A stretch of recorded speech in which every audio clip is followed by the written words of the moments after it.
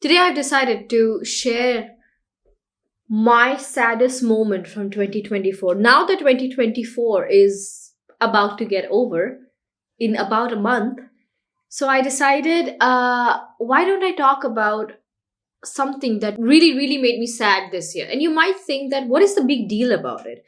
There's so many people and there are so many things that make people sad on a daily basis. What's so great about what you are going to say? And you're 100% right. I agree to what you're thinking at the moment. Every single human being on this planet may have gone through something that's even sadder than what I'm going to say. And there might also be some people who have gone through something that's less sad than what I'm going to say. But it all depends on the perspective.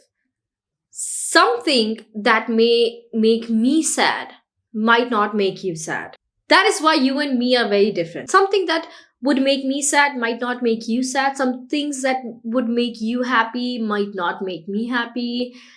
For example, there's so many people who went crazy happy when the Coldplay concert happened, when the Taylor Swift concert happens.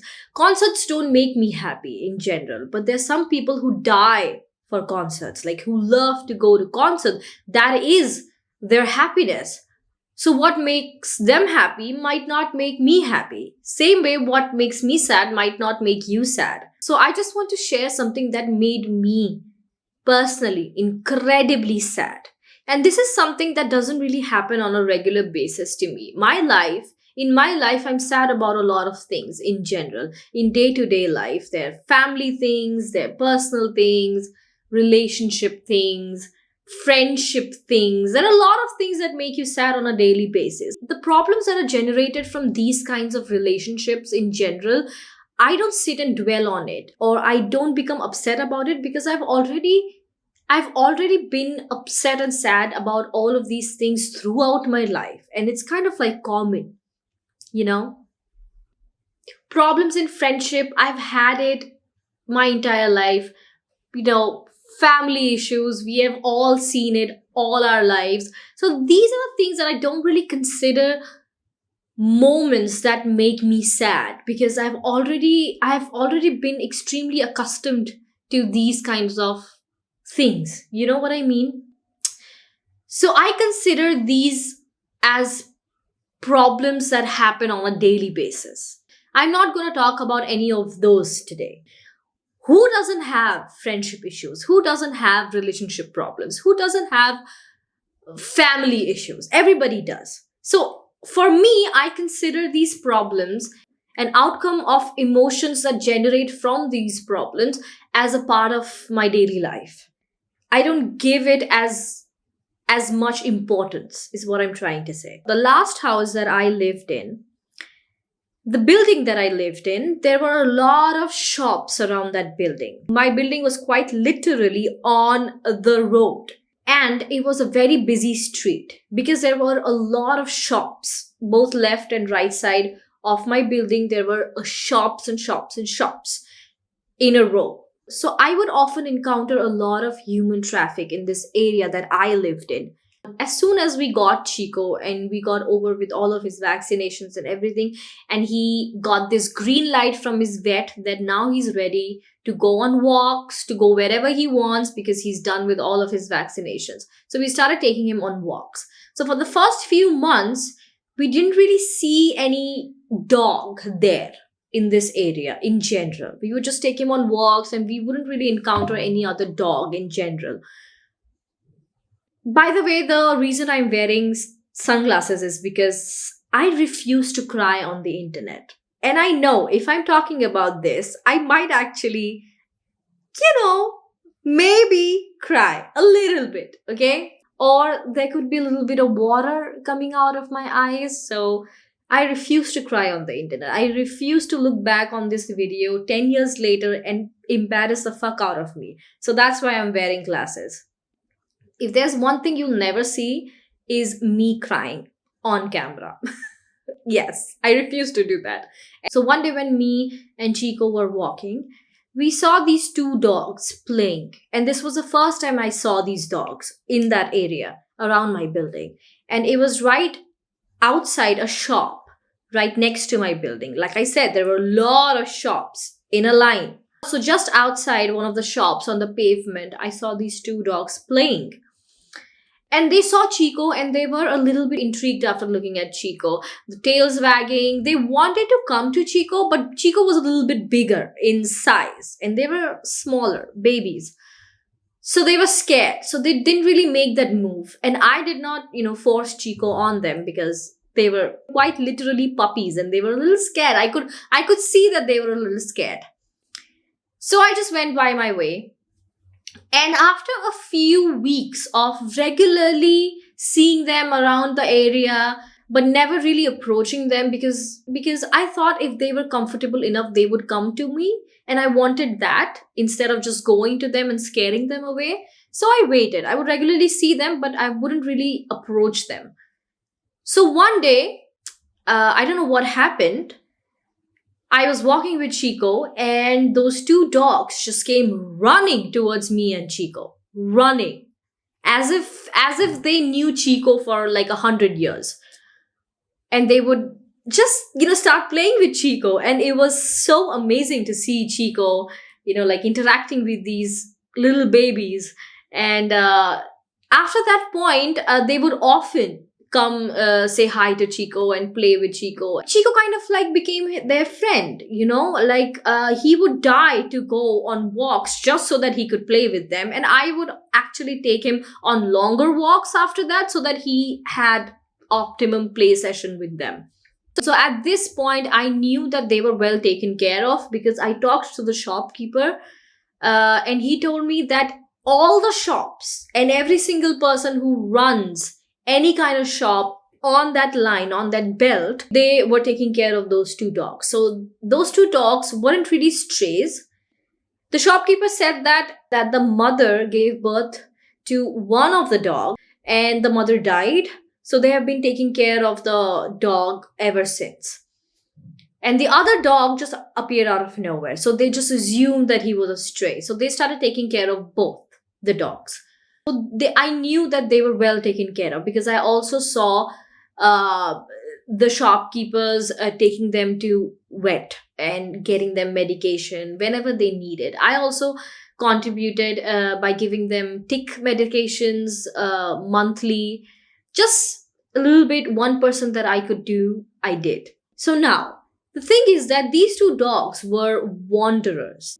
They would travel sometimes 3, 4, 5 kilometers and they would go to some other shop, say hi to the shopkeeper, maybe spend the night there, and everybody just knew who these dogs were. So there were times when 2, 3 days in a row, I wouldn't see them. So naturally, when I asked the shopkeeper, he said that they, keep roaming around. There are a few friends that they have a few miles away from this place. They would go sometimes to them. They would spend the night in some other shop. So, sometimes there were days when I wouldn't see them, but I knew that they were fine. They were just playing around. So an entire year goes by and I become really, really, really attached to these two dogs. Like really. An unhealthy attachment, actually. The days that I wouldn't really see them, it would make me really sad. Because they were just so cute. I still remember one time I was waiting for my cab and the cab driver called me and he said that start walking towards this landmark because he wasn't able to find me for some reason. And he was there near this landmark and I needed to go to him. So I started walking down the road and then I suddenly got a call from him again and he said that just stay where you are. I could locate where you are. I just took a turn and I'm coming to you. I was like, fine, I'll stay where I am. And these dogs saw me from a distance, so they came running to me. So I played around with them a little bit. I cuddled with them and I would often pick them up because they were so light and so small. They weren't really puppies at that time, but still their size was small. So I was just playing with them and they suddenly started barking at this man. Like he was going to pass by me, but I don't know why they started barking at them. I don't really feel anything creepy from that man, to be very honest. I didn't really think that he was going to do something. But I don't know, they must have sensed something because I trust animal sense more than human sense. So they must have felt something weird. So they started barking at that man and they started circling me and barking at that man. So naturally, that man, he got a little bit scared and he changed his route. That was the time when I felt that, I don't know, that was a time that made me so happy. I was just like, these dogs, I only meet them maybe once every 2 days, sometimes every 3 days. But the level of protection that these dogs have given me, even my own dog has never really cared about me that much, to be very honest. These dogs were highly intelligent, highly intelligent. And I don't know, I just felt a sense of affection, a sense of protection. I could feel the love. It was just beautiful. And after that happened, I just, my love for them just grew. Like it was over the top. It was over the mountain, like whatever love I had for them, just multiplied by 100. That's the level of affection I had for them after that incident. That's the level of love I just felt for them. And after that, I started to go and meet them more often, and life was just beautiful. Every day I would wake up and I would think that, I'm just going to go meet these doggos today. That was the moment that I waited for every single day. So 2 years go by. The dogs have grown up. Chico has grown up. And they have become friends. They have become best of friends. They would play every single day. So now I was at a stage in my life where I thought maybe it's time to move. And then my parents came. And then I just got busy with this entire moving, packing, all of that thing. And I wasn't able to meet them for a few days straight. And I thought, okay, you know what? I wasn't able to meet them in the past week. I will go and spend as much time as I can with them tomorrow. And tomorrow was like 2 days ago, tomorrow was like 2 days ago, the actual move. And when I went to see them, they were not there. And this was 2 days ago. I was going to move forever and ever and ever. I was like, okay, fine. Maybe I'll see them tomorrow. They're not here today. So I went home, came to see them the next day. They weren't there. I was desperate at that point. So I went to the shopkeeper. But to my surprise, the shop was closed and there was no shopkeeper. So I asked the other shopkeeper, because like I said, everybody used to take care of their dogs. And he said that the shopkeeper, the primary person, he went back home because his sister was getting married. And he asked his friend to take care of the doggos. Because understandable, okay? Any pet owner will do anything to make sure their pets don't suffer in the time frame that they are not there with them. So he made arrangements to make sure that the pets were safe, the dogs were safe, they were fed well, they were taken care of till the time he comes back. And I was like, oh fuck. Every time I am sad or I'm like crippling inside, I laugh. I don't know. This is like a coping mechanism. Maybe. I don't know. Every time there's something devastating happens, and when I talk about something devastating, I often smile and laugh. I don't know why I do that, but I just do that. Anyway, so I thought that, okay, fine. Can I get address of this friend so that I can just go and see the dogs before I leave? People knew who this person was, but they just didn't know where this person lived.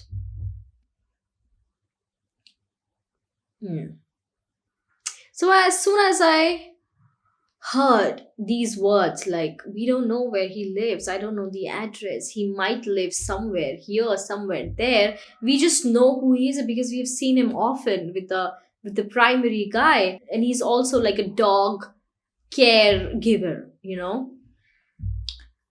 I just couldn't believe that I wasn't going to meet the doggos before I leave. Like, I have been with them 2 years, and I miss them a lot. And the next day was the day when we were finally leaving. When we were preparing our car outside the building, we were putting all the stuff inside the car. And I remember I was just constantly looking at the shops, like just, I just wanted to see them once, I was just looking here and there. I just wanted to see them once. And I sat in my car, and when the car started moving, my entire attention was at the shops. Like, maybe I'll find them somewhere. Maybe I don't have to play with them, but maybe I'll just see them once before I leave. And I left. I didn't see them. And this was a kind of heartbreak I never felt in my life. And I hope the dogs are doing good. I know they're doing good because in 2 years I have never seen them not happy. They're always playing, always fed well, you know. People would just dote on them. Like, they were just so cute and so nice. Nobody would misbehave with them. So many people around my building were taking care of them. So I knew that they were okay. I knew, I had that thing in my heart that they were fine. But the fact that I wasn't able to see them after spending 2 entire years with them, it broke me. It broke me. And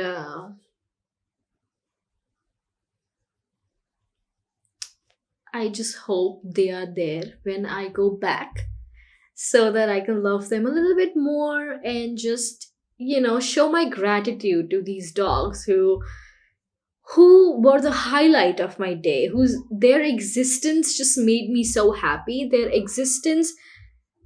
I feel like their existence made me a better human being in life. Their existence taught me a lot about empathy.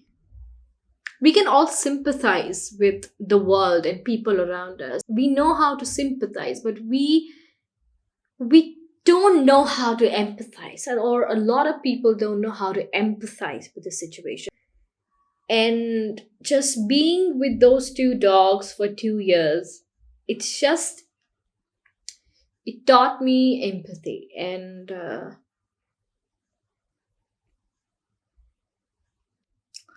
I just love them so much. I just wish them all the best, and I wish them that they live a long and happy life. And wherever they are, I will always, always, always pray for them to just be happy and be healthy. What I felt that day, I have never felt this way, like, ever in my life, till today. That's probably it. That was my story. I'll see you guys next time. Bye. Non più tra i farfalloni amoroso, notte e giorno di torno girando.